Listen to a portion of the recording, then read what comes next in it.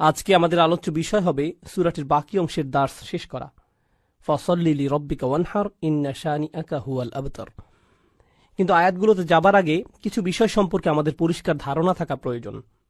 প্রথমত, সাধারণভাবে বলতে গেলে বেশিরভাগ বর্ণনা মতে এই সূরা নাজিলের প্রেক্ষাপট হিসেবে অনেকগুলো ঘটনা রয়েছে, যা মোটামুটি একই রকম। এমন কোনো নিশ্চিত মতামত পাওয়া যায় না যে এই একটি ঘটনার প্রেক্ষিতে সূরাটি নাজিল হয়েছে, কিন্তু যেসব ঘটনার বর্ণনা পাওয়া যায় তার সবগুলো ঘটনা প্রায় সামঞ্জস্যপূর্ণ এবং নিশ্চিতভাবেই সব ঘটনাতেই কাফিররা নবী আলাইহিসসালাতুওয়াসসালামকে অপমান করার চেষ্টা করেছে। কিছু কিছু অবিশ্বাসী রাসূল সাল্লাল্লাহু আলাইহি ওয়াসাল্লামের কাছে এসে তাকে বিভিন্ন কটু কথা বলে যেত। আগের পর্বগুলোতে আমরা এরকম কিছু মন্তব্য সম্পর্কে জেনেছি। আজকে আমরা ইন্না শানিআকা হুয়াল আবতার আয়াতের ব্যাখ্যায় এগুলো সম্পর্কে বিস্তারিত জানব ইনশাআল্লাহ তাআলা। তবে আমরা এতটুকু বলতে পারি, এই সূরার প্রেক্ষাপট ছিল সম্পূর্ণ নেতিবাচক। এর প্রেক্ষাপটে যেসব ঘটনা ঘটেছে, নবী আলাইহিসসালাতুওয়াসসালামের জীবনে এই ঘটনাগুলো মোটেও সুখকর ছিল না। কিন্তু আল্লাহ এই নেতিবাচক ঘটনাগুলোর উত্তরে এই সূরাটি শুরু করেছেন খুবই ইতিবাচকভাবে। ইন্না আতাইনাকা আল কাউসার।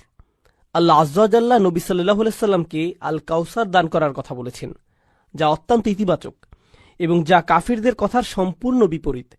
এতে আমরা রাসূল সাল্লাল্লাহু আলাইহি সাল্লামের সিরাত এবং দাওয়াতে দ্বীনের কাজ সম্পর্কে গুরুত্বপূর্ণ একটা শিক্ষা পাই। সেটা হলো, রাসূল সাল্লাল্লাহু আলাইহি সাল্লামের জীবনে খুবই বেদনাদায়ক এবং যন্ত্রণাদায়ক কিছু ঘটনা ঘটেছে, কিন্তু আল্লাহ চান তার প্রিয় নবী সাল্লাল্লাহু আলাইহি সাল্লাম ইতিবাচক দিকে ফোকাস করুন। আপনি বরং আল্লাহ আপনাকে যা দান করেছেন সেগুলোতে মনোযোগ দিন। আল কাউসারের দিকে ফোকাস করুন, যা আল্লাহ একান্তভাবে আপনাকে দিয়েছেন। এটাই এখানে প্রথম শিক্ষা। তাছাড়া এখানে আল্লাহর একটা অনুগ্রহ রয়েছে, তিনি নেতিবাচক কথা বলার আগে ইতিবাচক কথা দিয়ে সূরাটি শুরু করেছেন। তিনি ইতিবাচক কথা দিয়ে শুরু করেছেন, ইন্না আতাইনাকা আল কাউসার, তারপর ফসল্লি লিরব্বিকা ওয়ানহার। এরপর তিনি নেতিবাচক কথা বলেছেন, ইন্না শানিআকা, অর্থাৎ আপনার শত্রু। শত্রুদের কথা একেবারে শেষে বলা হয়েছে। আবার এখানে নবী সাল্লাল্লাহু আলাইহি সাল্লামের প্রতি আল্লাহর অসীম ভালোবাসাও প্রকাশ পেয়েছে। যেমন নবী সাল্লাল্লাহু আলাইহি সাল্লামকে তারা যে কথাগুলো বলতো সেগুলো খুবই কষ্টদায়ক ছিল। তারা তার বিরুদ্ধে বিভিন্ন রকমের আপত্তিকর কথা বলতো। আপনারা জানেন, তারা তাকে পাগল বলতো। ওয়া ইয়াকুলুনা ইন্নাহু লামাজনুন, অর্থাৎ তারা বলে যে নিশ্চয়ই তিনি পাগল। ইয়াকুলুনা সাহির, তারা বলতো তিনি একজন জাদুকর। তারা তাকে মিথ্যাবাদী বলতো, সাহিরুন কাজ্জাব, অর্থাৎ একজন মিথ্যাবাদী জাদুকর। তো তারা তার বিরুদ্ধে এই ধরনের অভিযোগ করে তাকে কষ্ট দিত। কিন্তু তাদের যে কথার প্রেক্ষিতে এই সূরা নাজিল হয়েছে তা আরও অনেক বেশি কষ্টদায়ক ছিল। আগের পর্বগুলোতে সংক্ষেপে এই বিষয়ে আমরা জেনেছিলাম। এখন আমরা বিস্তারিত আলোচনা করব, কারণ এই পর্যায়ে বিষয়টি উল্লেখ করা গুরুত্বপূর্ণ। দেখুন, হাদিসে এসেছে রাসূল সাল্লাল্লাহু আলাইহি ওয়াসাল্লাম তার একজন সন্তান হারিয়েছেন, একজন পুত্র সন্তান। পরবর্তী হাদিসে আমরা তার নাম সম্পর্কে জানব। এখানে বিষয়টা ছিল তার সন্তান মারা গিয়েছে এবং চারিদিকে এই খবর ছড়িয়ে পড়েছে। আপনারা জানেন, সন্তান হারানো পিতামাতা কেমন কষ্টের ভিতর দিয়ে যান। লোকজন এসে আপনাকে সান্ত্বনা দেওয়ার চেষ্টা করে।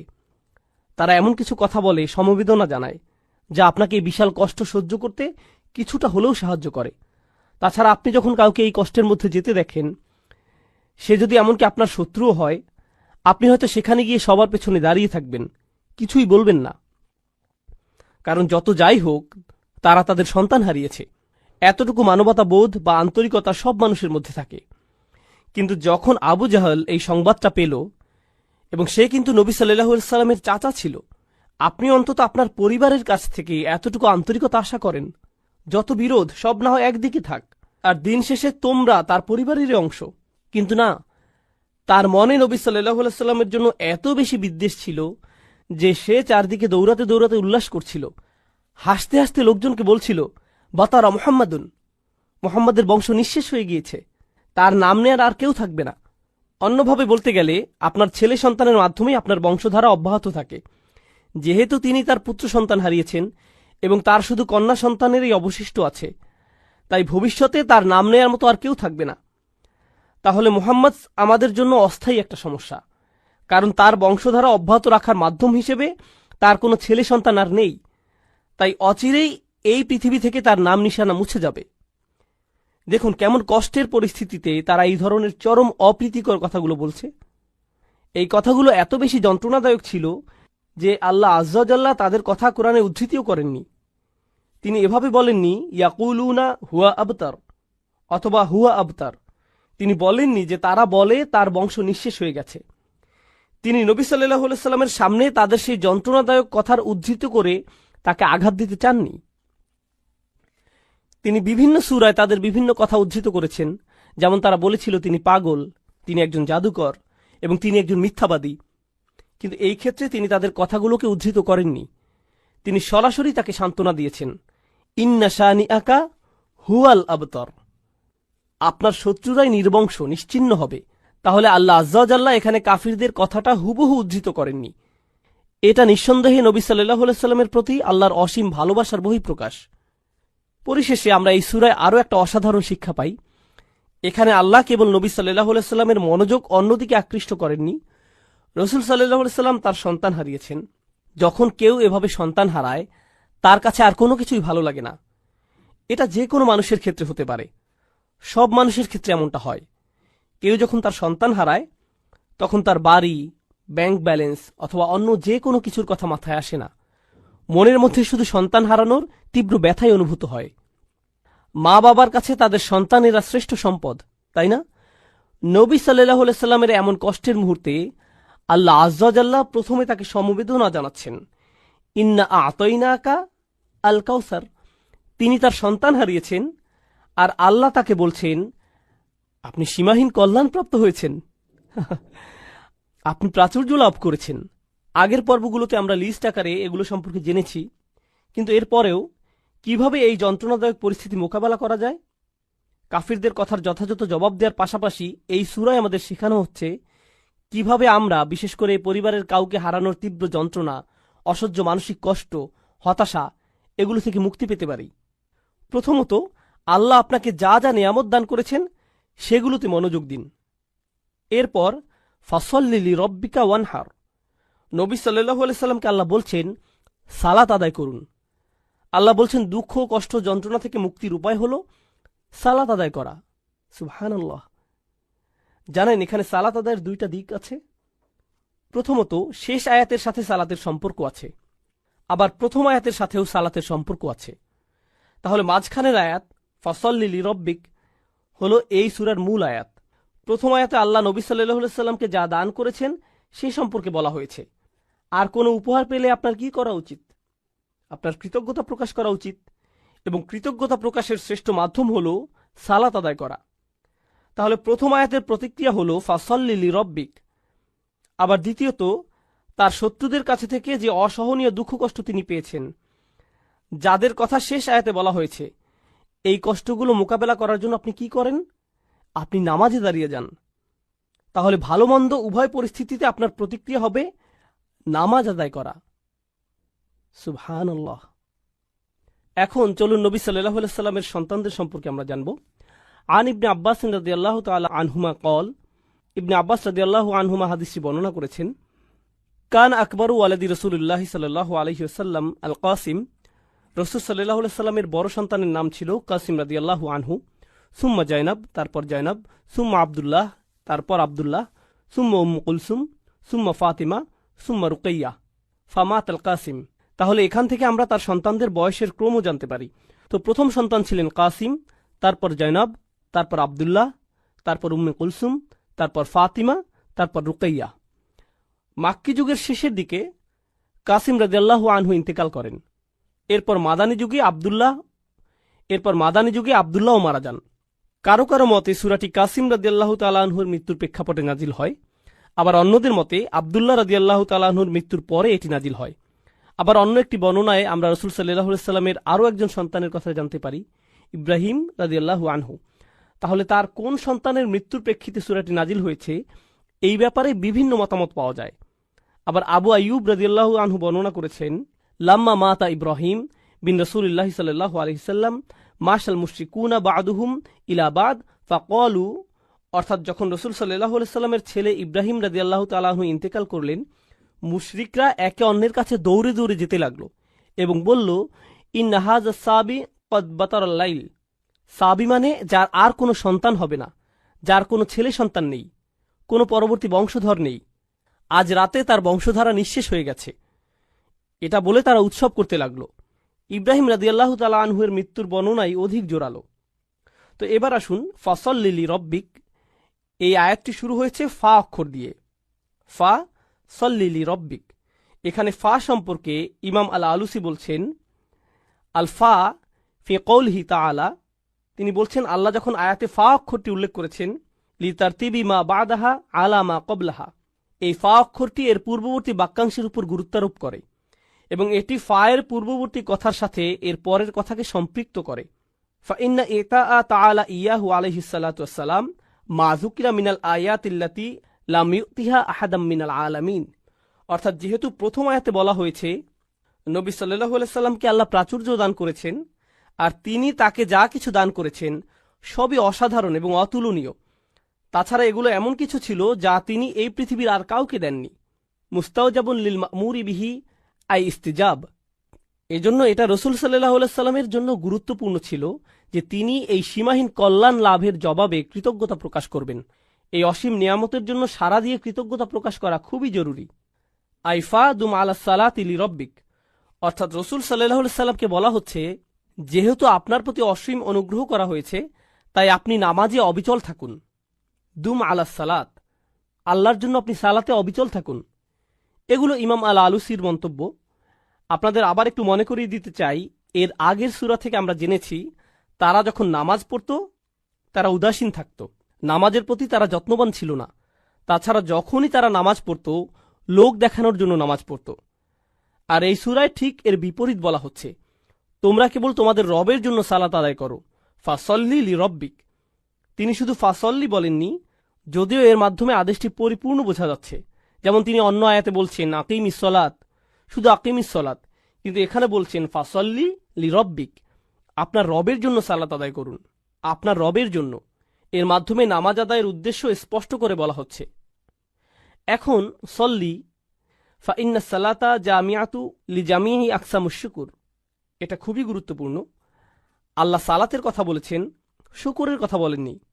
তিনি বলেননি ওয়া শুকর রাব্বাক, তোমার রবের কৃতজ্ঞতা প্রকাশ করো, তাই না? যখন কোনো অনুগ্রহ করা হয় তখন এর জন্য কৃতজ্ঞতা প্রকাশ করা উচিত।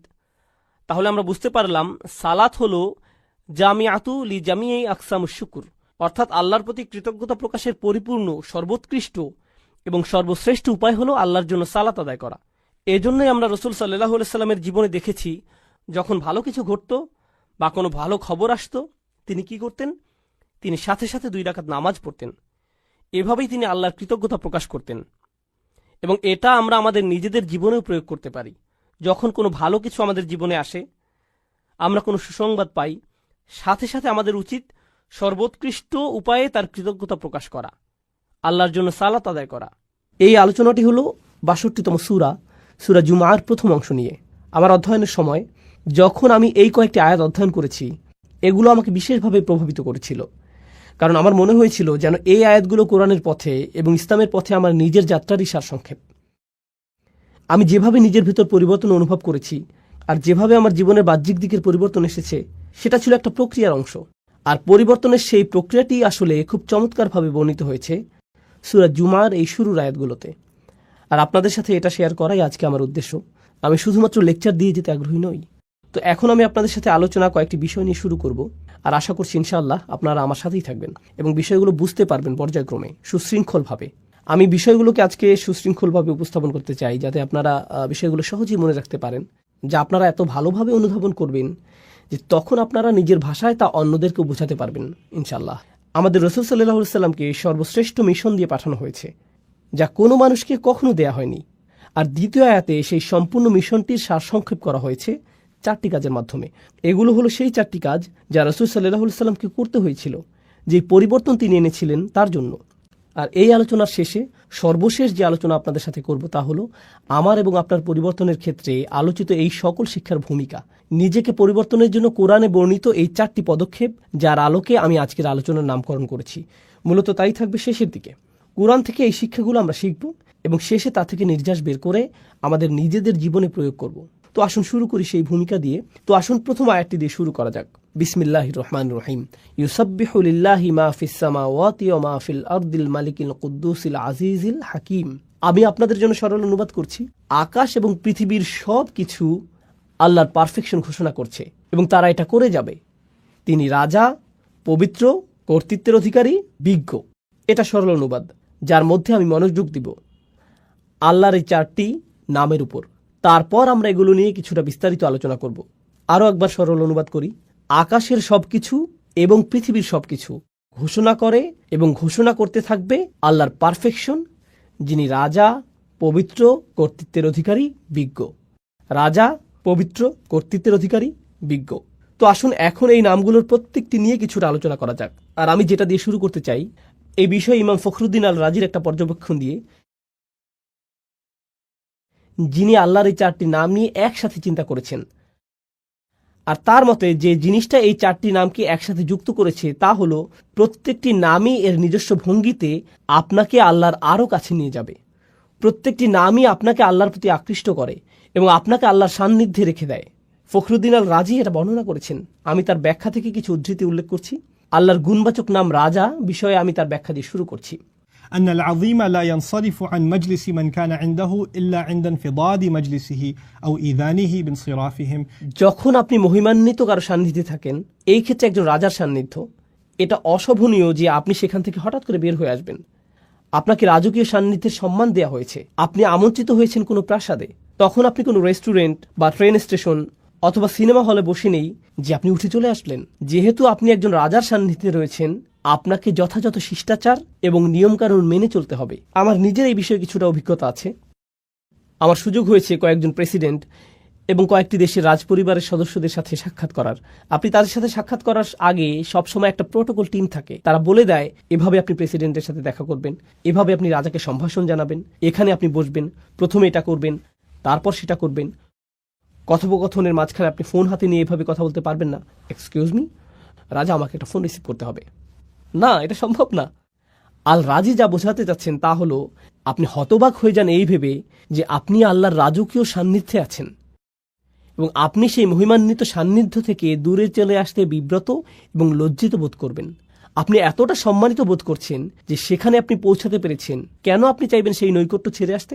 আপনার মন চাইবে না সেই নৈকট্য ত্যাগ করতে। তো আল্লাহর এই প্রথম নামটি আপনাকে সেই রাজকীয় নৈকট্যের প্রতি আকৃষ্ট করে এবং সেখানে থাকতে অনুপ্রাণিত করে। আল্লাহর দ্বিতীয় নামটি আল কুদ্দুস, যার সরল অনুবাদ আমি করেছি পবিত্র। আল রাজি এ বিষয়ে বলছেন, আল মুনাজ্জাহু আনিন নুকস ওয়া হুয়া ইউরগাবু ফি হাদরাতিহি।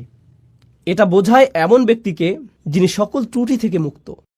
আর যেহেতু সেই ব্যক্তি ত্রুটি থেকে মুক্ত, সে হয় পরিশুদ্ধ, খাঁটি চরিত্রের অধিকারী। সবাই এই ধরনের সত্তার সান্নিধ্য কামনা করে।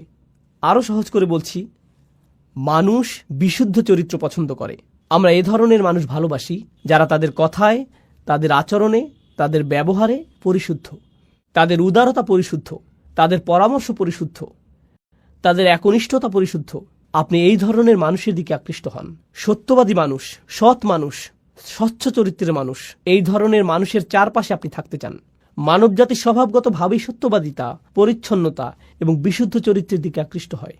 বাহ্যিক দিক থেকেও আপনি যদি কোনো দূষিত এলাকায় বসবাস করেন যেখানে রয়েছে ধুলাবালি এবং এ জাতীয় জিনিস, মানুষ সেটা থেকে কোথায় চলে আসতে চায়? প্রাকৃতিক পরিবেশে, যেখানে তারা তাজা হাওয়ার শ্বাস নিতে পারবে, যেখানে তারা বিশুদ্ধ পানি পান করতে পারবে। বিশুদ্ধতা এমন একটা বিষয় যা মানুষকে যেমন আকৃষ্ট করে মানসিক দৃষ্টিকোণ থেকে, শারীরিক দিক থেকেও আমরা বিশুদ্ধতা এবং পরিচ্ছন্নতার প্রতি আকৃষ্ট হই। আমরা ময়লা, অপরিচ্ছন্নতা থেকে দূরে থাকতে চাই। এটা মানব প্রবৃত্তি যা আল্লাহ আমাদের মধ্যে দিয়েছেন। তো আপনি যখন আল্লাহর পরিচয় পান চূড়ান্ত পবিত্র পরিশুদ্ধ সত্তা হিসেবে, তার সান্নিধ্য আপনাকে পরিশুদ্ধ করতে থাকে। তখন আপনি আপনার ভিতরে পরিবর্তন লক্ষ্য করেন, আর এই অবস্থায় আপনি সেই সান্নিধ্য ত্যাগ করতে চান না। তো এই পর্যন্ত বলেছি আল্লাহর 2টি নাম। দ্রুত রিভিশন দিচ্ছি। রাজা, এটি ছিল প্রথম নাম, এবং পবিত্র, এটি ছিল দ্বিতীয় নাম। আল্লাহর তৃতীয় নামটি হলো কর্তৃত্বের অধিকারী, আল আজিজ। ইয়াতাজ্জুল মুলতাফুন হাওলাহু ফামুফারাকাতুহুম হাদরাতাহু তাফরিতুন ফিল ইজ্জা। আমি নামগুলোকে সহজ রাখার চেষ্টা করছি যাতে আপনারা শব্দগুলো মনে রাখতে পারেন।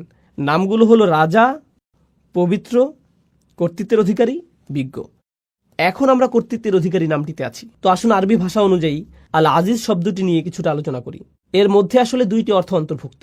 এর একটি অর্থ হলো কর্তৃত্ব, যা আমি ইতিমধ্যে অনুবাদ করেছি, কিন্তু এর অর্থের মধ্যে সম্মান এবং মর্যাদা অন্তর্ভুক্ত। আর আপনি যদি এই দুইটি অর্থকে মিলিত করেন, তখন আল আজিজ যে ধারণাটি প্রদান করে তা হলো এমন কর্তৃত্ব যিনি সম্মানেরও যোগ্য। এটা গুরুত্বপূর্ণ একটা স্বতন্ত্র বৈশিষ্ট্য, কারণ এমন মানুষ আছে যাদের কর্তৃত্ব আছে কিন্তু তাদের কোনো সম্মান নেই। এমন এলাকা আছে যেখানে পুলিশের যথেষ্ট কর্তৃত্ব আছে কিন্তু এলাকার মানুষ তাদেরকে সম্মান করে না। এমন মানুষ থাকতে পারে যার সম্মান আছে, একজন শিক্ষক, কিন্তু তার কোনো কর্তৃত্ব নেই, এরকমও ঘটতে পারে। কিন্তু আল আজিজ হলেন এমন সত্তা যার কর্তৃত্ব আছে এবং তিনি একই সাথে সম্মানিত। আল রাজি বলেছেন, কেন এই নামটি আকর্ষণকারী? তার মতে এই সবগুলো নামই কোনো না কোনোভাবে আকর্ষণ সৃষ্টিকারী, তাই না? এগুলো আপনাকে আল্লাহর নিকটবর্তী করে। তিনি বলেন, এই গুণটিও রাজার মতো। একজন সম্মানিত এবং কর্তৃত্বের অধিকারী ব্যক্তি আপনাকে আমন্ত্রণ জানিয়েছেন, তার নৈকট্য লাভ করেছেন।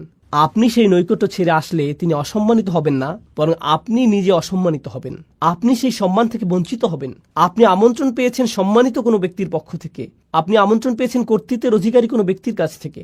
তো আপনার তার প্রতি আনুগত্য প্রদর্শন করা, সেখানে গিয়ে অবস্থান করার অর্থ হলো আপনার নিজেকে সম্মানিত করা। তো মানুষ আসলে সম্মানিত হতে পারে আল আজিজের সান্নিধ্য পাওয়ার মাধ্যমে।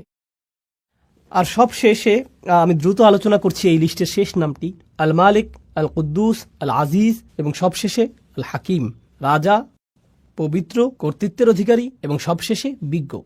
إذا فارق أحد حضرته فاته في كل آن شيء من الحكمة। চমৎকার কথা। যখন আপনি কোনো বিজ্ঞ ব্যক্তির সান্নিধ্যে থাকেন, তার কাছ থেকে বিজ্ঞতা অর্জন করতে যে কয়টি মুহূর্ত আপনি মিস করেন তাই আপনার জন্য ক্ষতি। প্রতিটা মুহূর্তকে আপনি কাজে লাগাতে চান। আমার এই ধরনের অভিজ্ঞতা আছে, যা হয়তো আপনারও আছে।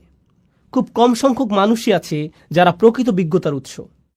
আর আপনার নিকটে যদি তেমন বিজ্ঞ ব্যক্তি থাকে, আপনি নিশ্চয়ই জানেন যে সবাই সেই ব্যক্তির সান্নিধ্য পেতে চায়। তেমন ব্যক্তির নিরবিচ্ছিন্ন মনোযোগ পাওয়া সহজ নয়। আর যদি আপনি তা পান, আপনি চেষ্টা করেন প্রতিটা মুহূর্তকে কাজে লাগাতে, যাতে তার কাছ থেকে পাওয়া সবটুকু বিজ্ঞতাকে ধারণ করতে পারেন। পৃথিবীর বিভিন্ন প্রান্তে কিছু কিছু শিক্ষক আছেন যাদেরকে আমি অনুসরণ করি।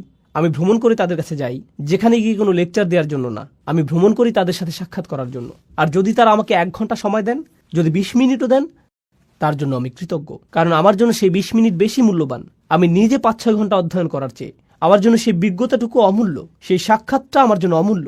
তো বিজ্ঞ ব্যক্তির নৈকট্যে প্রতিটা মুহূর্তই মূল্যবান, এবং এটা এমন ঘনিষ্ঠ অন্তরঙ্গ সম্পর্ক কোনো শিক্ষক অথবা বয়স্ক কারোর সাথে, যিনি আপনাকে তত্ত্বাবধান করেন, ভালোবাসেন এবং এর মাধ্যমে আপনি বিজ্ঞতা অর্জন করতে পারেন। তো এই হলো আল্লাহর 4টি নাম যা এই আয়াতের মধ্যে বর্ণিত হয়েছে: রাজা, পবিত্র, কর্তৃত্বের অধিকারী এবং বিজ্ঞ। এটা ছিল ইমাম রাজির চিন্তা, এবং কিভাবে তিনি নামগুলোকে বিশ্লেষণ করেছিলেন তার বর্ণনা। আমি তার এই বিশ্লেষণের সাথে আমার কিছু চিন্তা যোগ করতে চাই। আমি আপনাদের সাথে যা শেয়ার করতে চাই তা হলো, আল্লাহর এই নামগুলোকে আরও সাজানো যায়। 4টি নামকে 2 জোড়ায় ভাগ করা যায়। আর সেই 2টি জোড়া হলো, প্রথম এবং তৃতীয় নাম দুটি একরকম, আবার দ্বিতীয় এবং চতুর্থ নাম দুটির মধ্যে মিল রয়েছে। 1 এবং 3, 2 এবং 4। আসুন নাম্বারগুলোর স্থানে নাম বসাই। রাজা এবং কর্তৃত্বের মধ্যে মিল আছে, আর পবিত্র এবং বিজ্ঞতার মধ্যে মিল আছে। তো আসুন এই সম্পর্কে আলোচনা করি। আপনারা অনেকেই হয়তো বুঝতে পারছেন রাজা এবং কর্তৃত্বের মধ্যে মিল কি থাকতে পারে। একজন রাজাই কর্তৃত্বের অধিকারী, আর একজন আদর্শ রাজা সম্মানিত। এই 2টি নামের মধ্যে আরও অনেক মিল আছে। তারা উভয় দাবি করে আনুগত্যের, তাদের উভয়কেই সম্মান করতে হয়, তাদের আদেশ পালন করতে হয়। আপনাকে স্বীকার করতে হবে তাদের অবস্থান উপরে এখানে, আর আপনি নিচে এখানে। একজন রাজার অবস্থানও অন্য সবার ঊর্ধ্বে। তিনি রাজা আর আপনি একজন প্রজা। আপনার অবস্থান নিচে এখানে। আল্লাহর এই নামগুলো আমার উপর তার কি প্রভাব ফেলে? আমার উপর তাদের প্রভাব হলো, তারা আমাকে আল্লাহর প্রতি অনুগত বানায়, বাধ্যগত বানায়, আল্লাহর সামনে বিনয়ী বানায়। তারা আমাকে আল্লাহর ভয়ে ভীত বানায়, তারা আমাকে আতঙ্কিত করে, তারা আমাকে আল্লাহর শক্তিমত্তা এবং মহত্বের স্মরণে অভিভূত বানায় এবং আমার ক্ষুদ্রতা প্রকাশ করে। এটাই এই নামগুলো প্রকাশ করে। কোন 2টি নাম? আল মালিক এবং আল আজিজ। এগুলো আল্লাহর মহত্ব প্রকাশ করে, এবং এর ফলে আমি হয়ে যাই ক্ষুদ্র এবং তুচ্ছ, আমি হয়ে যাই দাস, আমি হয়ে যাই বিনীত এই 2টি নামের সামনে। কিন্তু আপনি যদি অন্য 2টি নাম দেখেন, আল কুদ্দুস, আল হাকিম, পবিত্র এবং বিজ্ঞ, প্রথম 2টি নামের মতো পবিত্রতা, পরিশুদ্ধি দূর থেকে অনুভব করা সম্ভব নয়। পবিত্রতা এবং পরিশুদ্ধি বোঝা যায় যখন আপনি কারো কাছে যান, আপনি দেখতে পান তাদের আচরণ। আবার বিজ্ঞতা হলো এমন জিনিস যখন কেউ একজন আপনার কাঁধে হাত রেখে আপনাকে উপদেশ দান করে, যিনি আপনার অবস্থা উপলব্ধি করেন। আল হাকিম নিয়ে চিন্তা করলে কুরআনে বর্ণিত লোকমান আলাইহিস সালামের একটি ঘটনা আমার মনে পড়ে। লুকমান আলাইহিস সালাম ভালোবাসাপূর্ণভাবে তার ছেলেকে উপদেশ দিয়েছেন। আল্লাহ বলছেন, ওয়ালাকাদ আতাইনা লুকমানাল হিকমাহ, আমি লোকমানকে দিয়েছি বিজ্ঞতা। এরপর তিনি সেই বিজ্ঞতার একটা অংশ তার ছেলেকে দিচ্ছেন। সেই অন্তরঙ্গ, ঘনিষ্ঠ, ভালোবাসাপূর্ণ সম্পর্ক বিজ্ঞতা প্রদানেরই একটা অংশ। আপনি দূর থেকে বিজ্ঞতা অর্জন করতে পারবেন না, আপনাকে কারো সাথে সম্পর্ক তৈরি করতে হবে যাতে তিনি আপনার অবস্থার সাথে সম্পর্কিত উপদেশ প্রদান করতে পারেন। অন্য নামটি আল কুদ্দুস, পরিশুদ্ধ সঙ্গ, পবিত্র সঙ্গ, এমন সঙ্গ যার উপস্থিতিতে আপনি ভালো অনুভব করেন, আপনি প্রশান্তি অনুভব করেন। আমার কাছে আল কুদ্দুস এবং আল হাকিমকে এভাবেও সম্পর্কিত মনে হয়, যখন আপনি পরিশুদ্ধ কারো সান্নিধ্যে থাকেন তখন আপনার হৃদয় পরিশুদ্ধ হতে শুরু করে। আর আপনি যখন বিজ্ঞ কোনো ব্যক্তির সান্নিধ্যে থাকেন তখন তার বিজ্ঞতা দ্বারা আপনার মন পরিশুদ্ধ হতে শুরু করে। তো হৃদয় এবং মন পবিত্র হয় আল কুদ্দুস এবং আল হাকিম দ্বারা। তো দুইটি নাম হলো দূরত্ব সূচক, রাজকীয়, মহিমান্বিত, এমনকি ভয় সৃষ্টিকারী। আর অন্য দুইটি নাম নৈকট্য সূচক, বন্ধুত্বপূর্ণ, তারা আপনাকে কাছে টানে। এটা থেকে মনে হয় যেন এই নামগুলো বোঝায় দূরে কাছে, বারে বারে দূরে রাখা এবং কাছে টানার প্রক্রিয়া চলছে। আমার এবং আল্লাহর মধ্যে সম্পর্কের ক্ষেত্রে এই নামগুলোর যে বিপরীতধর্মী প্রতিক্রিয়া তা আসলে খুবই চমৎকারভাবে কোরআনে বর্ণিত হয়েছে। আর আল্লাহর সাথে আমার সম্পর্কের ক্ষেত্রে এই উভয় অবস্থাই দরকারি। প্রথমে আমি আপনাদেরকে এর একটা উদাহরণ দিতে চাই। এক্ষেত্রে আমার প্রিয় উদাহরণটি হল মূসা আলাইহিস সালামের উদাহরণ। যখন তিনি আগুন দেখতে পেলেন, তিনি ছিলেন তার পরিবারের সাথে, আর তখন তিনি পাহাড়ের উপর আগুন দেখতে পেলেন। তিনি তার পরিবারকে বললেন, তোমরা এখানে থাকো, আমি আগুন দেখতে পেয়েছি, সম্ভবত আমরা সেখান থেকে পথ চলার নির্দেশনা পাব। তিনি বুঝতেই পারেননি যে উপরে গিয়ে তিনি আল্লাহর সাথে কথা বলবেন। যখন তিনি সেখানে গেলেন তখন প্রথম অনুভূতি কি ছিল? আল্লাহ বলেছেন, ইয়া মূসা ইন্নী আনা রব্বুক ফাখলা'আন আলাইক, মূসা নিঃসন্দেহে আমি তোমার প্রভু, অতএব জুতা খুলে প্রবেশ করো। ইন্নাকা বিল ওয়াদিল মুকাদ্দাসি তুয়া, নিঃসন্দেহে তুমি পবিত্র তুয়া উপত্যকায় আছো। তিনি ভয় পেয়ে গেলেন। আল্লাহ মূসা আলাইহিস সালামের উপর তার প্রভুত্বকে প্রতিষ্ঠিত করলেন। তিনি একজন দাস মাত্র, জুতা খুলে ফেলো, যথাযথ সম্মান প্রদর্শন করো। এটা একটা ভয় সৃষ্টিকারী সম্পর্ক। পরেই আল্লাহ কি বললেন? ওয়া আনা উখতারতুকা ফাসতামি' লিমা ইউহা, এবং আমি তোমাকে মনোনীত করেছি, আমি তোমাকে বাছাই করে নিয়েছি, তোমার উপরে যা নাজিল করা হচ্ছে তা মনোযোগ দিয়ে শোনো। অর্থাৎ আল্লাহ বলছেন, আমি তোমার মধ্যে সম্ভাবনা দেখেছি, এজন্যই তোমাকে মনোনীত করেছি।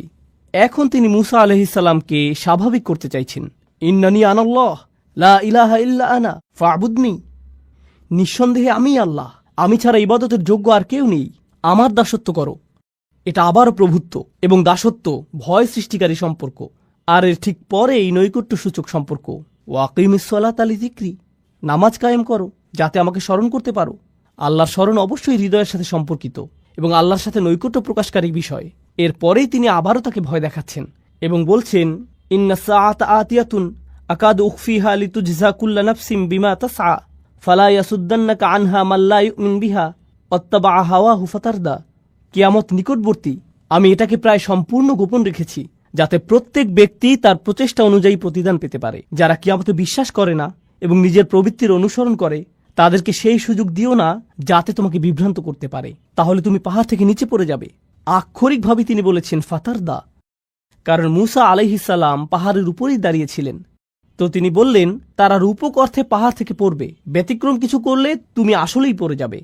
যখন মূসা আলাইহিস সালাম কিয়ামত দিবস সম্পর্কে শঙ্কিত হয়ে পড়লেন, তখন তিনি বললেন, ওমা তিলকা বিয়ামিনিকা ইয়া মূসা, তোমার ডান হাতে ওটা কি মূসা? আবারও বন্ধুত্বপূর্ণ সংলাপ যা তাকে নিকটে আনছে। এ ধরনের উদাহরণ সমগ্র কোরআন জুড়ে রয়েছে। এখন এটা জানা গুরুত্বপূর্ণ যে কেন এ ধরনের সংলাপ, কেন কিছু নাম আমাদেরকে আতঙ্কিত করছে, ভীত করছে, আল্লাহর কর্তৃত্ব প্রতিষ্ঠা করছে, আর অন্য নামগুলো কেন তাকে বন্ধুত্বে পরিণত করছে, ঘনিষ্ঠ সহযোগী বানিয়ে দিচ্ছে। এই দুইটি জিনিস একসাথে যায় না। লক্ষ্য করুন, যখন আল্লাহর সাথে আপনার সম্পর্ক শুধু কর্তৃত্বকে ঘিরে হয়, তখন আপনি আল্লাহর ভয়ে এতটাই ভীত হবেন এবং এতটাই আতঙ্কিত থাকবেন যে আপনি সকল আশা হারিয়ে ফেলবেন। যদি আল্লাহর সাথে আপনার শুধুই বন্ধুত্ব এবং ভালোবাসার সম্পর্ক হয়, তখন আপনি বলবেন, আল্লাহ আমাকে ভালোবাসেন, তিনি আমার প্রকৃত অবস্থা জানেন, আমি তাকে ভালোবাসি, তিনি আমার সবচেয়ে ভালো বন্ধু, ইত্যাদি ইত্যাদি। আপনি জানেন বন্ধুদের মাঝে কি হয়? বন্ধুদের কারো উপর কারো কর্তৃত্ব থাকে না। বন্ধুরা এমন বলে, হ্যাঁ আমি তার সাথে সীমালঙ্ঘন করি, কিন্তু তাতে কি? যদি আল্লাহর সাথে আমাদের সম্পর্ক শুধুমাত্র তার কর্তৃত্বের মাধ্যমে হয়, আমরা শুধুই আতঙ্কিত এবং ভীত হব। তখন আল্লাহর সাথে আমাদের সম্পর্কের বহিঃপ্রকাশ হবে খুবই নিরাশাজনক। খুবই নিরাশাজনক।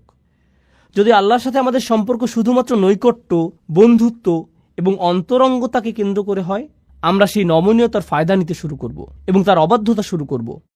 আল্লাহ এই দুইটি জিনিসের মধ্যে ভারসাম্য রক্ষা করেছেন, যেমন তিনি ভয় এবং আশার মধ্যে ভারসাম্য রক্ষা করেছেন, কর্তৃত্ব এবং নৈকট্যের ক্ষেত্রেও একইভাবে ভারসাম্য রক্ষা করেছেন। আর সেই ভারসাম্যটি এত চমৎকারভাবে উপস্থাপিত হয়েছে আল মালিক, আল কুদ্দুস, আল আজিজ, আল হাকিম, রাজা, পবিত্র, কর্তৃত্বের অধিকারী, বিজ্ঞ, কাছে এবং দূরে, বারে বারে। সুবহানাল্লাহ। তো এখন আমরা প্রস্তুত। আমি আপনাদেরকে এই 4টি নামের পরিচয় দিয়েছি: রাজা, পবিত্র, কর্তৃত্বের অধিকারী এবং বিজ্ঞ। এখন আমি আপনাদের সাথে আলোচনার দ্বিতীয় অংশটি শুরু করতে চাই, যা হলো রসুল সাল্লাল্লাহু আলাইহি সাল্লামের সম্পর্কে যে 4টি কাজ আল্লাহ তাকে দিয়েছেন। আমি প্রথমে আপনাদের সাথে আয়াতটি পেশ করছি, আর তারপর আমরা এ বিষয়ে কিছুটা বিস্তারিত আলোচনা করব। প্রথমে আমি সরল অনুবাদ উল্লেখ করব। হুয়াল্লাযী বাআসা ফিল উম্মিয়িনা রাসূলাম মিনহুম ইয়াতলু আলাইহিম আয়াতিহি ওয়া ইউযাক্কিহিম ওয়া ইউআল্লিমুহুমুল কিতাবা ওয়াল হিকমাতা ওয়া ইন কানু মিন ক্বাবলু লাফি যালালিম মুবিন। তিনি সেই সত্তা যিনি নিরক্ষরদের মাঝে তাদের মধ্য থেকে একজন রসুল মনোনীত করেছেন। মিনহুম ইয়াতলু আলাইহিম আয়াতিহি, যিনি তাদের কাছে তার আয়াত, তার ওহী, তার মুজিজা বর্ণনা করেন। ওয়া ইউযাক্কিহিম, এবং তিনি তাদেরকে পরিশুদ্ধ করেন। ওয়া ইউআল্লিমুহুমুল কিতাব, আর তিনি তাদেরকে শিক্ষা দেন। এখানে বলা হয়েছে বই, কিন্তু বই শব্দটি দিয়ে আইন কানুনও বোঝানো হয়। কোরআনে অনেক স্থানে কিতাব শব্দটি আইন শব্দে ব্যবহৃত হয়েছে। তো তিনি তাদেরকে আইন কানুন শিক্ষা দেন, ওয়াল হিকমা, এবং বিজ্ঞতা শিক্ষা দেন। আবারও আমি অনুবাদটি সারমর্ম নিজের ভাষায় বলছি। তিনি সেই সত্তা যিনি নিরক্ষরদের মাঝে তাদের মধ্য থেকে একজন রসুল নিযুক্ত করেছেন, যিনি করেন 4টি কাজ। আর তা হলো, তিনি তাদের কাছে তার আয়াতসমূহ বর্ণনা করেন অথবা মুজিজাসমূহ তাদের কাছে উপস্থাপন করেন, তিনি তাদেরকে পরিশুদ্ধ করেন, তিনি তাদেরকে শিক্ষা দেন আইন কানুন এবং বিজ্ঞতা। ওয়া ইন কানু মিন ক্বাবলু লাফি যালালিম মুবিন, অর্থাৎ যদিও অনেক আগে থেকেই তারা স্পষ্ট বিভ্রান্তিতে ডুবে ছিল, এই লোকগুলো পথভ্রষ্ট ছিল। অনেক অনেক শতাব্দী ধরে মিথ্যা উপাস্যদের ইবাদত করা, মূর্তি পূজা করার কারণে তারা ভ্রান্তির মধ্যে ছিল। তো এটাই হলো আয়াতটির সরল অনুবাদ। আবারও বলছি, এখানে 4টি কাজের কথা এসেছে। রসুল সাল্লাল্লাহু আলাইহি সাল্লাম তাদের কাছে আয়াতসমূহ বর্ণনা করেন, পরিশুদ্ধ করেন, তিনি তাদেরকে আইন কানুন শিখান এবং তিনি তাদেরকে বিজ্ঞতা শিখান। এই 4টি কাজ ভালোভাবে বোঝার জন্য প্রথম যে জিনিসটা আপনাদের সাথে শেয়ার করতে চাই তা হলো, অন্য সকল নবীর তুলনায় রসুল সাল্লাল্লাহু আলাইহি সাল্লাম অনন্য দায়িত্বের বোঝা বহন করেছেন। শেষ নবী হওয়ার অর্থ শুধুমাত্র এই না যে তার অবস্থান তালিকার শেষে, এর অর্থ তার বোঝাটি ছিল সবচেয়ে ভারী। মানবতাকে পথ দেখাতে আর কোনো নবী আসবেন না। তো তাকে যে দায়িত্ব দেয়া হয়েছিল এবং তার যা করণীয় ছিল, সেই 23 বছর সময়ে তা শুধুমাত্র তার সরাসরি শ্রোতাদের পরিবর্তনের জন্যই ছিল না, বরং তাকে যা দেয়া হয়েছিল তা অবিরামভাবে মানবজাতিকে সংশোধন করে যাবে কিয়ামত পর্যন্ত। যেভাবে সকল নবী মানবতাকে পরিশুদ্ধ করে গেছেন, আগে যে কাজ সকল নবীরা করে গেছেন, এখন তা পালন করতে হবে এই একজন নবীর দ্বারা, তাদের সবার জন্য। কিয়ামত পর্যন্ত যত জাতি আসবে, যত প্রজন্ম আসবে, যত সমাজ আসবে, কিয়ামত পর্যন্ত যত জাতি আসবে, এই বোঝাটি আমাদের রসুল সাল্লাল্লাহু আলাইহি সাল্লামকে বহন করতে হয়েছিল। আর এই সব কিছুর উপর নবীদেরকে দেয়া হতো চমকপ্রদ সব মুজিজা, সমাজে পরিবর্তন সাধন করার জন্য, মানুষকে সঠিক পথে আনার জন্য। যেমন মুসা আলাইহিস সালাম এবং তার লাঠির ঘটনা। কিন্তু আমাদের নবীকে শুধু কোরআনই দেয়া হয়েছিল, তাকে অন্য কিছু দেয়া হয়নি। এই 4টি কাজের ধারাবাহিকতা এবং সৌন্দর্য বিস্তারিত বোঝার জন্য আমি এই আলোচনা শুরু করতে চাই একটি উপমার মাধ্যমে। আর আমার মনে হয় এই উপমাটির মধ্যে আয়াতের মূল বিষয়গুলো চলে আসবে। অনেক আগের অনুন্নত এক গ্রামের কথা কল্পনা করুন, যাতে তেমন একটা সভ্যতার ছোঁয়া লাগেনি। যারা সেখানে বসবাস করে তাদের তেমন কোনো আইন কানুন এবং অবকাঠামোও ছিল না। আর তারা একদিন একটি বাহিনীকে আসতে দেখল, যেখানে ছিল সুসজ্জিত ঘোড়া, পোশাক পরিহিত সৈনিক, তাদের সাথে রাজদূতও এসেছেন। আর সেই রাজদূতের দেহে এমন সব পোশাক যা তারা আগে দেখেনি কখনো। নিঃসন্দেহে এই নবাগতরা এই এলাকার অধিবাসী না। আর সেই দূত তাদের সামনে একটি রাজফরমান মেলে ধরলেন এবং একজন রাজার পাঠানো বার্তা তাদেরকে পড়ে শোনাতে লাগলেন, যিনি কিনা তাদের গ্রামকে দখল করতে চান, তার সাম্রাজ্যের অন্তর্ভুক্ত করতে চান এবং তাদের তার রাজ্যের অংশ হওয়ার সুযোগ দানে ধন্য করতে চান। তিনি সেই রাজার পক্ষ থেকে এই সকল বার্তা তাদেরকে দিয়ে যাচ্ছেন। গ্রামের অধিবাসীরা তাকে দেখে বলল, প্রথমত এটা পরিষ্কার যে আপনারা বহিরাগত, কিন্তু কিভাবে আমরা বুঝবো যে আপনি আসলে একজন রাজার কাছ থেকে এসেছেন? এর সপক্ষে কি প্রমাণ আছে আপনার কাছে? কি প্রমাণ আছে আপনার কাছে? তো তিনি তাদেরকে দেখালেন মুদ্রা তিনি তাদেরকে এমন ধনভাণ্ডার দেখালেন যার অধিকারী হওয়া একজন রাজার পক্ষেই সম্ভব।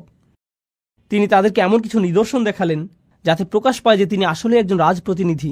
যদি তারা সন্তুষ্ট হয়, তারা বলবে, আমরা তার কথা শুনে দেখব, আমরা শুনতে চাই এই রাজার কি বক্তব্য। আমরা বেশ চমৎকৃত হয়েছি এই বাহিনী এবং এর সাথে যা কিছু তিনি নিয়ে এসেছেন এবং তার রাজকীয় প্রমাণাদি দেখে। আমরা তার প্রস্তাবটি বিবেচনা করব। এখন আপনি যদি সেই বাহিনীর সাথে গিয়ে রাজার সাথে সাক্ষাৎ করতে যান, তাহলে আপনাকে সবচেয়ে সুন্দর পোশাকটি পরিধান করতে হবে, আপনাকে রাজদরবারের রীতিনীতি মেনে চলতে হবে, আপনাকে নিজেকে পরিশুদ্ধ করতে হবে, আপনাকে নিজেকে পরিচ্ছন্ন করতে হবে। আয়াতে আমরা যা শিখছি তার সাথে মিলাতে থাকুন। আপনি রাজার সাক্ষাৎ পেলেন, আর রাজা আপনাকে বললেন, যদি তোমরা আমার রাজ্যের অন্তর্ভুক্ত হতে চাও, এই আইনকানুনগুলো তোমাদের মেনে চলতে হবে, এই বিধিবিধানগুলো এখন থেকে পালন করতে হবে, এটাই হবে তোমাদের সংবিধান। আর সেই দূত আস্তে আস্তে এই মানুষগুলোকে গড়ে তুললেন, আর তারা একের পর এক রাজ্যের আইনগুলো তাদের সমাজে বাস্তবায়িত করতে লাগলো। এক সময় তারা নিজেরাও হয়ে উঠল পরিশুদ্ধ, সুপ্রশিক্ষিত, সুপ্রতিষ্ঠিত, পরিশীলিত একটি সমাজ। আর যখন তারা প্রশিক্ষিত হতে শুরু করে, তখন তারা পরিশীলিত জাতিতে পরিণত হওয়ার সুফল উপলব্ধি করতে শুরু করে। তারা এই সকল আইনের সুবিধা আগে দেখতে পায়নি, কিন্তু এখন তারা সেই সুবিধাগুলো দেখতে পাচ্ছে। তো পরিশুদ্ধির এই প্রক্রিয়া তারা অতিক্রম করলো। আমি আপনাদের সামনে এই উপমাটি উপস্থাপন করলাম কারণ এটা রসুল সাল্লাল্লাহু আলাইহি সাল্লামের কাজের সাথে মোটামুটি মিলে যায়, কিন্তু কিছু অমিলও আছে। মিলগুলো হলো, রসুল সাল্লাল্লাহু আলাইহি সাল্লাম যেই মানুষগুলোর মধ্যে এসেছিলেন, তারা তাদের রাজার কাছ থেকে কোনো বাণী পায়নি অনেক অনেক প্রজন্ম ধরে। ওয়া ইন কানু মিন ক্বাবলু লাফি যালালিম মুবিন। রসুল সাল্লাল্লাহু আলাইহি সাল্লাম প্রথম কোন কাজটি করলেন? তিনি আল্লাহর আয়াতগুলো বর্ণনা করেছিলেন।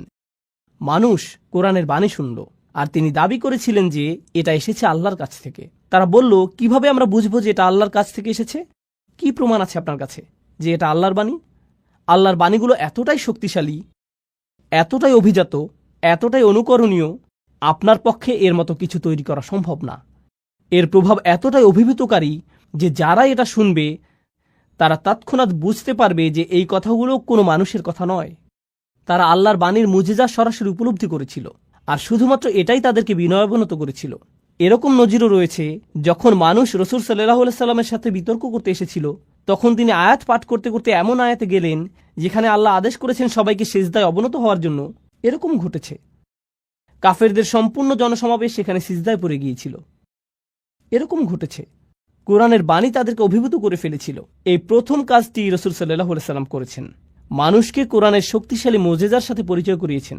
ইয়াতলু আলাইহিম আয়াতিহি, তিনি এটা তাদের কাছে উপস্থাপন করেছেন, আর যখন উপস্থাপন করলেন তারা বিস্ময়ে অভিভূত হয়ে গেল। এই মানুষটি এটা সৃষ্টি করতে পারে না, এটা এসেছে অনেক বেশি মহান, অনেক বেশি রাজকীয়, অনেক বেশি শক্তিশালী কোন সত্তার কাছ থেকে। কিছু মানুষ এই বাণীগুলোর দ্বারা এতটাই অভিভূত হয়ে গেল যে তারা সংকল্প করল যে তারা এই বাণীকে গ্রহণ করে নিবে, এবং তারা উপলব্ধি করল যে এখন তাদেরকে পরিশুদ্ধ হতে হবে। এই সকল মানুষেরা তখন রসুল সাল্লাল্লাহু আলাইহি সাল্লামকে সঙ্গ দিয়েছিলেন, তারা তার চারপাশে থাকতেন, তাকে ঘিরে থাকতেন, তারা তাকে কেন্দ্র করে একটি সমাজ গড়ে তুলল, আর তিনি তাদেরকে সার্বক্ষণিকভাবে আল্লাহর স্মরণে রেখেছিলেন। ফাযাক্কির ইন নাফাআতি যিকরা, স্মরণ করিয়ে দাও যদি স্মরণ করানো উপকারে আসে। ফাইন্না যিকরা তানফাউল মুমিনিন, সার্বক্ষণিক জিকির দ্বারা মুমিনরা উপকৃত হবে। রসুল সাল্লাল্লাহু আলাইহি সাল্লাম আল্লাহর বাণীর মাধ্যমে তাদেরকে সার্বক্ষণিকভাবে আল্লাহর স্মরণের মধ্যে রেখেছিলেন, আর সেই স্মরণের মাধ্যমে দুইটি জিনিস ঘটল। তাদের হৃদয় পরিশুদ্ধ হতে শুরু করল লোভ থেকে, হিংসা থেকে, বস্তুবাদ থেকে, দুনিয়াবী প্রয়োজন এবং দুশ্চিন্তা থেকে। আল্লাহর সাথে তাদের হৃদয়ের সম্পর্ক ক্রমশ জোরালো হতে লাগলো, আর এই পৃথিবীর সাথে ধীরে ধীরে সম্পর্কহীন হতে লাগলো। তারা চারপাশকে আরও পরিশুদ্ধ এবং সৌন্দর্যমণ্ডিতভাবে দেখতে লাগলো। তবে তাদের মনও পরিশুদ্ধ হতে শুরু করলো, তাদের চিন্তা পদ্ধতিতে পরিবর্তন আসা শুরু করলো। তারা বিভিন্ন বিষয়কে সমালোচনার দৃষ্টিতে দেখতে লাগলেন, যা আগে করেননি। তারা এমন সব বিষয়কে সমাদর করতে শুরু করলেন। এই পরিশুদ্ধি ঘটেছিল তাদের অবিরত ওহির জ্ঞানের সংস্পর্শে থাকার কারণে। ওয়ায়ুযাক্কিহিম, তিনি তাদেরকে পরিশুদ্ধ করেছেন। আর যখন তারা পরিশুদ্ধির একটা নির্দিষ্ট স্তরে পৌঁছলেন, তখন তাদের হৃদয় এবং মন সম্পূর্ণভাবে আল্লাহর নিকট সমর্পিত হয়ে গেল। আর আগেই তারা আল্লাহর মুজিজার দ্বারা অভিভূত হয়েছিলেন। এভাবেই তারা সবচেয়ে শক্তিশালী মানুষে পরিণত হলেন, এমন মানুষ যারা সবকিছু ছাড়তে প্রস্তুত ছিলেন। অবশেষে আল্লাহ তাদেরকে আইনের বিধিবিধান প্রদান করলেন। যখন তিনি বললেন, নির্দিষ্ট কিছু খাবার যা তোমরা আজীবন খেয়ে এসেছো তা এখন থেকে আর খেতে পারবে না, নির্দিষ্ট কিছু পানীয় যা ছিল নেশা সৃষ্টিকারী, মদ এবং অ্যালকোহল, যা তোমরা সারা জীবন উপভোগ করে এসেছো, আজকে থেকে এটা তোমাদের জন্য নিষিদ্ধ, নির্দিষ্ট কিছু পোশাক, নারীরা নিজেদেরকে সুসজ্জিত করতে, চকমকে পোশাক পরতে এবং সামাজিক অনুষ্ঠানাদিতে যেতে পছন্দ করত। আর তারপর কোরআন বলল, না, আজকে থেকে তোমরা অন্যভাবে পোশাক পরিধান করবে, এবং তাদেরকে আইনের বিধিবিধান দিল। যখন আল্লাহ আইনের বিধিবিধান দিলেন, এই মানুষগুলো তৎক্ষণাৎ প্রস্তুত ছিলেন তা বাস্তবায়নের জন্য। কেন এরকম ঘটল? কারণ দীর্ঘ একটা সময় ধরে দুইটি বিষয় ঘটে গিয়েছিল। ইয়াতলু আলাইহিম আয়াতিহি, তারা অভিভূত হয়েছিল আল্লাহর মুজিজাত দ্বারা, তারা আল্লাহর বাণীর কাছে বিনয়াবনত হয়েছিল, এবং অবিরত তারা কোরআনের স্মরণ দ্বারা পরিশুদ্ধ হয়েছিলেন। এরপর অবশেষে তারা প্রস্তুত হয়েছিলেন আইন মানার জন্য। এই বিষয়ে হযরত আয়েশা রাদিয়াল্লাহু তাআলা আনহার উক্তিটি স্মরণীয় হয়ে থাকবে, লাউ আউয়ালা মা নাযালা মিনাল কুরআন লা তাশরবুল খামর লাকুল্লা আল্লাহি লান নাতরুকাল খামরা আবাদা। তিনি বলেছেন, কুরআন নাজিলের প্রথমেই যদি বলা হতো যে মদ পান করো না, তাহলে আমরা বলতাম আমরা কখনোই মদ ছাড়ব না, আমরা কখনোই এটা ত্যাগ করতাম না, কারণ তখন আমরা পরিশুদ্ধ হইনি। এটাই তিনি বোঝাতে চেয়েছেন। এখানে ওয়ায়ু আল্লিমহুমুল কিতাব, অর্থাৎ তিনি তাদেরকে কিতাব শিক্ষা দেন, এই অংশটি খুবই শক্তিশালী একটা বিষয় যা আমাদেরকে অনুধাবন করা জরুরি। তো এখানে ইয়াতলু আলাইহিম আয়াতিহি ওয়ায়ু আল্লিমহুমুল কিতাব, অর্থাৎ তিনি তাদেরকে কিতাব শিক্ষা দেন, এই অংশটি খুবই শক্তিশালী একটা বিষয় যা আমাদেরকে অনুধাবন করা জরুরি। ইসলামের আইন কানুনগুলো এরকম না যে শুধুমাত্র বলে দিলাম এটা হারাম, এটা হারাম, ওটা হারাম। আপনি যদি আসলেই চান যে তারা পরিবর্তিত হোক, তাহলে তাদেরকে কোরআনে বর্ণিত এই একই প্রক্রিয়ার মধ্য দিয়ে যেতে হবে। এখন সব শেষে আসছে অন্তহীন পথ চলার কথা, ওয়াল হিকমা, অর্থাৎ তিনি তাদেরকে বিজ্ঞতা শিক্ষা দেন। কেন আমি এটাকে বলছি অন্তহীন পথ চলা? লক্ষ্য করুন, আইন হলো সীমিত সংখ্যক বিধিবিধানের একটি সমষ্টি। এটা সীমিত কিছু নির্দেশনা, এটা নিষিদ্ধ, এটা নিষিদ্ধ, এটা নিষিদ্ধ, এটা অবশ্য করণীয়। আপনাকে দিনে 5 ওয়াক্ত নামাজ আদায় করতে হবে, সামর্থ্য থাকলে হজে যেতে হবে, আপনাকে রমজান মাসে রোজা রাখতে হবে। আইনের সংখ্যা সীমিত। ইসলামের আইনের সংখ্যা অসীম নয়, কিন্তু বিজ্ঞতা হলো সম্পূর্ণরূপে ভিন্ন একটি বিষয়। বিজ্ঞতা হলো অসীম, সমগ্র জীবনব্যাপী সাধনা। কুরআন শুধুমাত্র আমাদেরকে আইন দিতে আসেনি, কুরআন এসেছে সারা জীবনব্যাপী পাওয়া যায় এমন বিজ্ঞতা দিতে। আমার সমগ্র জীবন যদি ব্যয় হয় কোরআন থেকে বিজ্ঞতা অন্বেষণ করতে, তবুও সামান্য কয়েক ফোঁটা অর্জন করেই আমাকে পৃথিবী ছাড়তে হবে। এটাই বিজ্ঞতার ধরন। তো সবশেষে আল্লাহ আযজা ওয়া জাল্লা বলছেন, তিনি তাদেরকে বিজ্ঞতা শিক্ষা দেন, তিনি তাদেরকে সেই পদ্ধতির শিক্ষা দেন যাতে তারা এই গ্রন্থটির সাথে সম্পর্ক তৈরি করতে পারে এবং এটা থেকে আরো রত্ন আহরণ করতে পারে। আফালা ইয়াতাদাব্বারুনা কুরআন, তারা কি কোরআন নিয়ে গভীর মনোনিবেশ সহকারে চিন্তা করে না? এই প্রক্রিয়াটির কথাই কোরআনে এসেছে। প্রসঙ্গক্রমে বিজ্ঞতা সম্পর্কে আরেকটি বিষয় হলো, বিজ্ঞতা আইনের পেছনের অন্তর্নিহিত বিজ্ঞতাকেও শিক্ষা দেয়। এটা আপনাকে দেখায় যে ইসলাম শুধুমাত্র কিছু বিধিবিধান নয়, এটি আসলে একটি নৈতিক আদর্শ, এটি একটি আধ্যাত্মিক আদর্শ। এই আইনগুলোর মধ্যে আধ্যাত্মিক কল্যাণ রয়েছে, নৈতিক কল্যাণ রয়েছে। আপনি যত বেশি অধ্যয়ন করবেন, আইনের পেছনের এই বিজ্ঞতাগুলো তত স্পষ্ট হতে শুরু করবে। এই হলো পরিবর্তনের 4টি ধাপ যা রাসূল সাল্লাল্লাহু আলাইহি ওয়াসাল্লামকে দেয়া হয়েছিল। এখন আমি এই আলোচনার মধ্যে আমার প্রিয় অংশটিতে আসছি।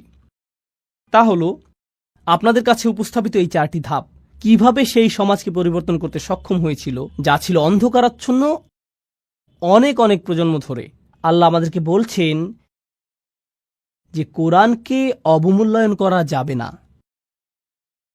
কোরআন এমন বই নয় যা আপনি শুধুমাত্র পড়েই থেমে যান।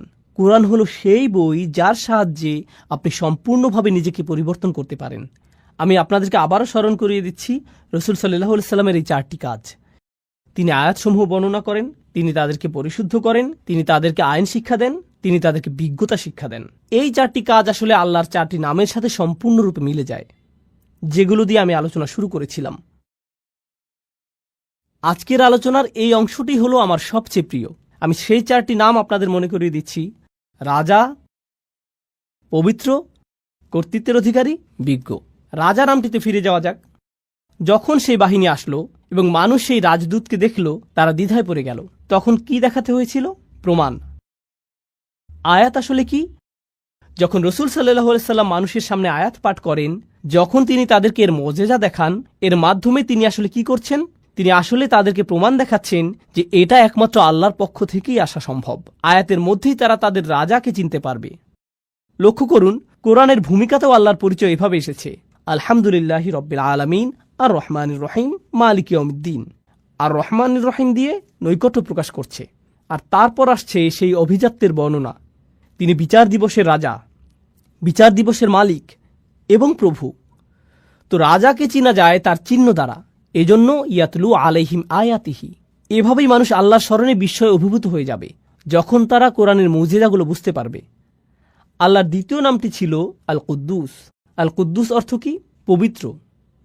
চিন্তা করুন, দ্বিতীয় আয়াতে রাসূল সাল্লাল্লাহু আলাইহি সাল্লামের দ্বিতীয় কাজটি কি ছিল? ওয়ায়ুযাক্কিহিম, অর্থাৎ তিনি তাদেরকে পবিত্র করেন। পবিত্র হলো আল্লাহর গুণবাচক নাম, আর এই নামের দ্বারা অনুপ্রাণিত হয়ে এই কাজটি রাসূল সাল্লাল্লাহু আলাইহি সাল্লাম করছেন। তিনি মানুষকে পবিত্র, পরিশুদ্ধ করছেন, তাদেরকে সেই পবিত্র সত্তার আরও নিকটবর্তী করার মাধ্যমে। রাসূল সাল্লাল্লাহু আলাইহি সাল্লাম এটাই করেছেন। তিনি আল্লাহর এই 4টি নামকে মানুষের হৃদয়ে পৌঁছে দিয়েছেন। তিনি এগুলোকে মানুষের হৃদয়ে গেঁথে দিয়েছেন। আল্লাহর তৃতীয় নামটি ছিল আল আজিজ, কর্তৃত্বের অধিকারী। এমন কর্তৃত্ব যিনি সম্মান পাওয়ার যোগ্য। আর আইন প্রণয়ন ছাড়া কর্তৃত্ব পরিপূর্ণ হয় নাকি? কর্তৃত্বের অধিকারী আইন প্রণয়ন করতে পারেন। তাহলে রাসূল সাল্লাল্লাহু আলাইহি সাল্লাম আইনের বিধিবিধান শিক্ষা দেন। কার পক্ষ থেকে এই আইন? কর্তৃত্বের অধিকারীর পক্ষ থেকে। কার কর্তৃত্ব সম্মান পাওয়ার যোগ্য? যতক্ষণ পর্যন্ত আপনার মধ্যে সেই কর্তৃত্বের প্রতি এই ভয়, এই সম্মান তৈরি না হবে, যতক্ষণ আপনি বুঝতে না পারবেন যে এই কর্তৃত্বের কাছ থেকে যা আসে তার উদ্দেশ্য আপনাকে পরিশুদ্ধ করা, আপনি সেই আইন বাস্তবায়ন করতে পারবেন না। আপনি সেই আইন অনুযায়ী জীবন পরিচালনা করতে পারবেন না। রাসূল সাল্লাল্লাহু আলাইহি সাল্লাম আল্লাহর সেই ইজ্জাহ এর দাবি আদায় করেছিলেন মানুষকে আল আজিজের আইন এবং তার সংবিধান শিক্ষা দেওয়ার মাধ্যমে। সবশেষে প্রথম আয়াতে আল্লাহর শেষ নামটি ছিল আল হাকিম, অর্থাৎ বিজ্ঞ। আল্লাহর এই নামটি রাসূল সাল্লাল্লাহু আলাইহি সাল্লামের কোন কাজের সাথে সামঞ্জস্যপূর্ণ? আল্লাহ সুবহানাহু ওয়া তাআলা বলছেন, ওয়া ইউআল্লিমুহুমুল কিতাবা ওয়াল হিকমা, তিনি তাদেরকে শিক্ষা দেন বিজ্ঞতা। আল্লাহ হলেন সবচেয়ে বিজ্ঞ, যিনি তার রাসূলকে শিক্ষা দিয়েছেন যাতে তিনি তার অনুসারীদের মনে বিজ্ঞতা সঞ্চারিত করেন, যারা এই আহ্বানে সাড়া দিবে এবং এই বিশ্বাসকে আলিঙ্গন করবে। সুবহানাল্লাহ। আল্লাহর 4টি নাম রাসূল সাল্লাল্লাহু আলাইহি সাল্লামের উপর আরোপিত 4টি কাজের সাথে সরাসরি মিলে যাচ্ছে। এটাই হলো পরিবর্তনের জন্য কোরআনের বিস্ময়কর পথ চলা, যে পথে বহু মানুষ হেঁটেছে এই নামগুলোকে হৃদয়ে ধারণ করার মাধ্যমে, যা আকাশ এবং পৃথিবী উপলব্ধি করতে পেরেছে। আল্লাহ যা বলেছেন তা হলো, তোমরা যদি এই নামগুলোকে হৃদয়ে ধারণ করতে পারো, তোমরাও আকাশ এবং পৃথিবীর সাথে সামঞ্জস্যপূর্ণ হয়ে উঠবে। রাসূল সাল্লাল্লাহু আলাইহি সাল্লাম এই উদ্দেশ্যে এসেছিলেন, আপনাদের মধ্যে সেই শৃঙ্খলা নিয়ে আসা যা ইতিমধ্যে আপনার চারপাশে বিদ্যমান রয়েছে। আশ-শামসু ওয়াল কমারু বিহুসবান ওয়ান নাজমু ওয়াশ-শাজারু ইয়াসজুদান, অর্থাৎ তারকা এবং বৃক্ষরাজি সিজদায় অবনত হয়। কেন তিনি আমাদেরকে বলেছেন যে তারকা এবং বৃক্ষরাজি সিজদা করে? অথবা পাখিদের তাসবিহ পড়া? আল্লাহ বলেছেন পাখিরা তাসবিহ পড়ে। ওয়া ইম মিন শাইইন ইল্লা ইউসাব্বিহু বিহামদিহি ওয়ালাকিন লা তাফকাহুনা তাসবিহাহুম, অর্থাৎ এমন কোনো জিনিস নেই যা তার প্রশংসা সহকারে তাসবিহ করে না। তো এভাবেই আমরা আমাদের চারপাশের অন্য সৃষ্টি জগতের সাথে একত্র হতে পারি। এখন আমরা একটা মজাদার বিষয়বস্তুতে এসে পড়েছি। আগের সকল আলোচনার বিবেচনায় কিভাবে আমরা নিজেদের পরিবর্তনের বিষয়টা চিন্তা করতে পারি? ইন্টারেস্টিং একটা প্রশ্ন হলো, চমৎকার এই পরিবর্তনের বিষয়ে আমরা যখন চিন্তা করি, আমি ছোটবেলা থেকেই শুনে এসেছি, সম্ভবত আপনিও সারা জীবন খুতবা এবং আলোচনায় শুনেছেন, সাহাবীদের চরিত্র কত চমৎকার ছিল, তাদের জীবনের পরিবর্তন কতটা বিস্ময়কর ছিল, কি অবিশ্বাস্য পরিবর্তনের মধ্য দিয়ে তারা জীবন অতিবাহিত করেছিলেন, আল্লাহর প্রতি কি বিস্ময়কর আনুগত্য তারা প্রদর্শন করেছিলেন। আপনি তাদের সম্পর্কে শুধু শুনেই গিয়েছেন, আর আপনি মনে মনে হয়তো বলেছেন তারা এত ভালো ছিলেন, কিন্তু এর সাথে আমার সম্পর্ক কোথায়? তারা ছিলেন অসাধারণ, এটা আমার বুঝে আসে, কিন্তু আমি নিঃসন্দেহে তেমনটি নই। আমার দ্বারা কি এই ধরনের পরিবর্তন সম্ভব? কোরআন কি আমাকে শুধুমাত্র এই অসাধারণ ঐতিহাসিক পরিবর্তনের কথাই বলছে? এক্ষেত্রে লক্ষ্য করুন তৃতীয় আয়াতটি। দেখুন আল্লাহ কি বলছেন, ওয়া আখারিনা মিনহুম লাম্মা ইয়ালহাকু বিহিম ওয়া হুয়াল আজিজুল হাকিম, অর্থাৎ তারা ছাড়াও অন্যরা, যারা হয়তো আরব না, আর এর দ্বারা পরবর্তী প্রজন্ম বোঝাতে পারে, যারা এখনও তাদের সাথে মিলিত হয়নি। তৃতীয় আয়াতে এটাই বলছে যে তারা ছাড়াও অন্যরা, যারা এখনও তাদের সাথে এক হয়নি। ওয়া হুয়াল আজিজুল হাকিম, অর্থাৎ তিনি হলেন সকল কর্তৃত্বের অধিকারী। এর দ্বারা আল্লাহ বলছেন আধ্যাত্মিক ও নৈতিক এই বিপ্লবটি শুধুমাত্র এমন কিছু মানুষের মধ্যে সীমাবদ্ধ নয় যারা রাসূল সাল্লাল্লাহু আলাইহি সাল্লামের সাহচর্য পেয়েছেন, বরং এটা এমন একটা বিষয় যার ধারাবাহিকতা অব্যাহত থাকবে, কারণ তিনি হলেন সর্বশেষ রাসূল। অন্যরা এখনও তাদের সাথে যোগ দেয়নি, তারা কখনোই তাদের রাসূলের সাক্ষাৎ পায়নি, কিন্তু তারা কোরআনের সাক্ষাৎ পাবে। তারা কখনোই সাহাবীদের সাক্ষাৎ পায়নি, কিন্তু তারা একই ধরনের পরিবর্তনের সাক্ষাৎ পাবে। তারা আসছে। এটা শোনার পর রাসূল সাল্লাল্লাহু আলাইহি সাল্লামের সাহাবীরাও চিন্তা করেছিলেন, অন্যরা? এই অন্যরা কারা? মানহা উলা। তারা বলেছেন, কুন্না জুলুসা ইনদান নবী সাল্লাল্লাহু আলাইহি সাল্লাম, অর্থাৎ আমরা রাসূল সাল্লাল্লাহু আলাইহি সাল্লামের সান্নিধ্যে বসেছিলাম। নাযালাত আলাইহি সূরাতুল জুমআ, সূরা জুমআ নাজিল হলো। এই সূরাটি নাজিল হলো, আর যখন তিনি তিলাওয়াত করতে শুরু করলেন, তিনি পড়লেন, ওয়া আখারিনা মিনহুম লাম্মা ইয়ালহাকু বিহিম, অন্যরা এখনও তাদের সাথে মিলিত হয়নি। যখন তারা এই আয়াতটি শুনলেন, তারা বললেন, এরা কারা? তখন রসুল সাল্লাল্লাহু আলাইহি ওয়াসাল্লাম তাকালেন সালমান আল ফার্সির দিকে। তিনি দেখালেন সালমান আল ফার্সির দিকে। এরপরে কি ঘটেছিল তা বলার আগে আসুন সালমান ফার্সি সম্পর্কে কিছুটা জেনে নেওয়া যাক। যারা জানেন না তাদের জন্য বলছি, তার নামের অর্থ হল পারস্যবাসী সালমান। নাম থেকে বোঝা যায় তিনি কোন এলাকার। তিনি পারস্য বা ইরানের মানুষ। তিনি জন্মেছিলেন এবং বেড়ে উঠেছিলেন অগ্নিপূজক পুরোহিত একটি পরিবারে। তার পরিবার ছিল অগ্নিপূজারীদের ধর্মীয় গুরু শ্রেণীর। তিনি তার ধর্মকে অস্বীকার করেছিলেন। এটা তার কাছে যুক্তিসঙ্গত মনে হয়নি। তিনি একমাত্র সত্য সৃষ্টিকর্তার সন্ধান করছিলেন, আর তার এই বিশ্বাসের জন্য তিনি অত্যাচারিত, কারাবন্দী এবং নির্যাতিত হয়েছিলেন। তার পরিবারের জন্য তিনি লজ্জার কারণে পরিণত হয়েছিলেন। তিনি বন্দিদশা থেকে মুক্ত হলেন, পালিয়ে গেলেন সত্যের সন্ধানে। এরপর একজন খ্রিস্টান পাদ্রীর সাক্ষাৎ পেলেন, তার শিষ্যত্ব গ্রহণ করলেন, যিনি তাকে শিক্ষা দিয়েছিলেন পূর্ববর্তী আসমানি গ্রন্থসমূহ, তাওরাত, হিব্রু বাইবেল, আরও শিক্ষা দেন ঈসা আলাইহিসসালামের শিক্ষাগুলো। তাকে শিক্ষা দেন সর্বশেষ নবীর আবির্ভাবের লক্ষণসমূহ, যিনি আসবেন মদিনাতে। তো সালমান আল ফার্সি বললেন, আমাকে সেখানে যেতে হবে, সর্বশেষ নবীর সাক্ষাৎ পাওয়ার জন্য আমি সেখানে যেতে চাই। তো তিনি রওনা দিলেন এবং ডাকাতের হাতে পড়ে দাস হিসেবে বিক্রি হয়ে গেলেন। দাস হিসেবে মদিনাতেই তাকে নিয়ে আসা হলো। দাস হিসেবে থেকেই সেখানে রসুল সাল্লাল্লাহু আলাইহি সাল্লামের আগমনের অপেক্ষা করছিলেন। আর যখন রসুল সাল্লাল্লাহু আলাইহি সাল্লাম হিজরত করে মদিনায় আসলেন, তিনি নিজেকে উপস্থাপন করলেন এবং বললেন, আমি এভাবে এখানে এসেছি, আমি আপনার সাক্ষাতের প্রত্যাশা এখানে এসেছি। ফিরে আসছি আমাদের আলোচনায়। উনি ছিলেন ইরানের অধিবাসী, যিনি এমন পরিবেশে ছিলেন যার ইসলামের সাথে কোনো সম্পর্ক ছিল না, কোনো দাওয়াত, কোনো প্রচারণা ছিল না। তিনি নিজে সত্যের অনুসন্ধান করেছিলেন এবং রসুল সাল্লাল্লাহু আলাইহি সাল্লামের সান্নিধ্য লাভে ধন্য হয়েছিলেন। ইনি সেই ব্যক্তি। সাহাবীরা রসুল সাল্লাল্লাহু আলাইহি সাল্লামকে প্রশ্ন করলেন, অন্যরা এখনো তাদের সাথে মিলিত হয়নি, এরা কারা? তিনি সালমান আল ফার্সির দিকে ইশারা করলেন। তারপর বললেন, লাউ কানা ঈমানু ইনদা সুরাইয়া, ঈমান যদি বৃহস্পতি গ্রহের মতো দূরবর্তী স্থানেও থাকত, লানালাহু রিজালুম মিন হাউলা, তার মতো মানুষেরা ঈমানের জন্য সেখানেও পৌঁছে যেত। এমন মানুষ আছে যারা অনুসন্ধানে রত থাকবে। তারা পৃথিবীর যেখানেই থাকুক না কেন, ইসলাম থেকে যত দূরেই তারা থাকুক, হয়তো লা ইলাহা ইল্লাল্লাহ সম্পর্কে তাদের কোনো ধারণা নেই, হয়তো আরবি ভাষা অথবা মুসলিম সমাজ জীবন সম্পর্কে তাদের কোনো ধারণাই নেই, হয়তো তাদের কিছুই জানা নেই, তারা জানে না কোরআন কি, আর এই সকল মানুষই আল্লাহকে খুঁজে পাবেন। রসুল সাল্লাল্লাহু আলাইহি সাল্লাম বললেন, এরাই সেই সব মানুষ যাদের সম্পর্কে আল্লাহ বলেছেন এই আয়াতে। অন্য কথায় এই পরিবর্তন প্রথম প্রজন্ম পর্যন্ত সীমাবদ্ধ থাকেনি, এটা চলমান রয়েছে। সালমান আল ফার্সির দিকে ইঙ্গিত করার মাধ্যমে রসুল সাল্লাল্লাহু আলাইহি সাল্লাম আসলে আমাদের সকলের প্রতি ইঙ্গিত করেছেন। তিনি আমাদেরকে বলে গেছেন যে এই পরিবর্তন আপনার আমার দ্বারা অসম্ভব।